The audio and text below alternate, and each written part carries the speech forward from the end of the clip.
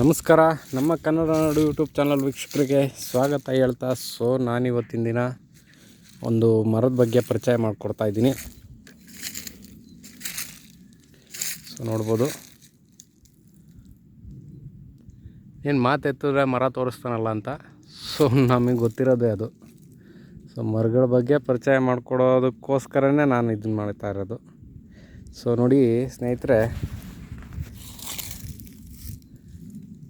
ಇದೇನಿದೆ ಮರ,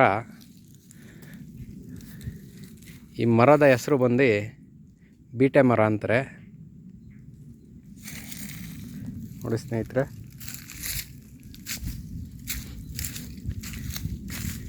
ಇದು ಯಥೇಚ್ಛವಾಗಿ ಮಲೆನಾಡು ಪ್ರದೇಶಗಳಲ್ಲಿ ತುಂಬ ನೀಳವಾಗಿ, ಉದ್ದವಾಗಿ, ದಪ್ಪನಾಗಿ ಹೋಗಿರುತ್ತೆ.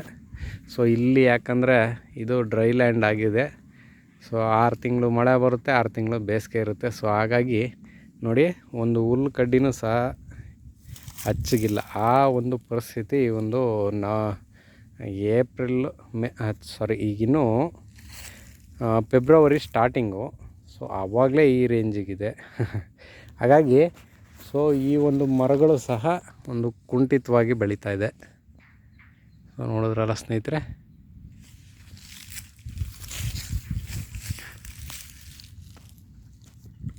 ನೋಡ್ಬೋದು ಎಲೆಗಳು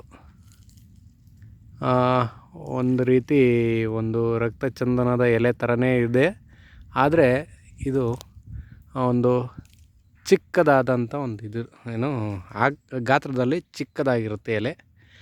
ನೋಡಿರಲ್ಲ ಸ್ನೇಹಿತರೆ, ಇದು ಬೀಟೆ ಮರ.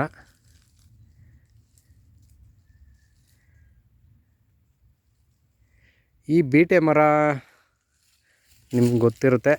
ಯಾಕಂದರೆ ಮನೆಗಳ ಒಂದು ಮರಮುಟ್ಟುಗಳಿಗೆ ಉಪಯೋಗಿಸ್ತಾರೆ. ಇದು ಒಂದು ಸೆಲೆ ಬಂದು 2700 ರೂಪಾಯಿ ಇದೆ ಲೋಕಲಲ್ಲಿ. ಅಂದರೆ ಇದೇನು ಅಲ್ಲಿಗೆ ಬರೋಲ್ಲ. ಬಟ್ ಏನಂದರೆ ಏನು ವಾಸ್ಕಲ್ಲು, ಕಿಟಕಿ, ಬಾಗಿಲು ಆ ಥರ ಒಂದು ಇದಕ್ಕೋಸ್ಕರ 2700 ರೂಪಾಯಿ ಹೇಳ್ತಾರೆ ಲೋಕಲಲ್ಲಿ. ಹೊರಗಡೆ ಎಷ್ಟಿದೆ ಅಂತ ಗೊತ್ತಿಲ್ಲ. ನೋಡಿದ್ರಲ್ಲ ಸ್ನೇಹಿತರೆ, ಇದು ಈ ಒಂದು ಬೀಟೆ ಮರ.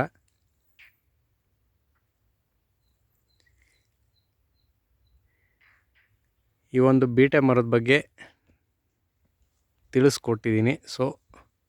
ಈ ಮರ ಹೇಗಿರುತ್ತೆ, ಎಲೆಗಳು ಹೇಗಿರುತ್ತೆ,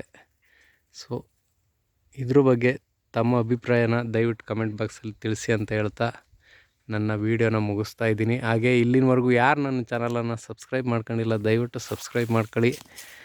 ಹಾಗೆ ಪಕ್ಕದಲ್ಲಿರ್ತಕ್ಕಂಥ ಗಂಟೆಯ ಮಾರ್ಕನ್ನು ಒತ್ತಿದ್ರೆ ಇನ್ನೂ ಹೊಸ ವೀಡಿಯೋಗಳನ್ನ ನೋಡೋದಕ್ಕೆ ಅನುಕೂಲ ಆಗುತ್ತೆ ಅಂತ ಹೇಳ್ತಾ ನನ್ನ ವೀಡಿಯೋನ ಮುಗಿಸ್ತಾ ಇದ್ದೀನಿ. ಧನ್ಯವಾದಗಳು.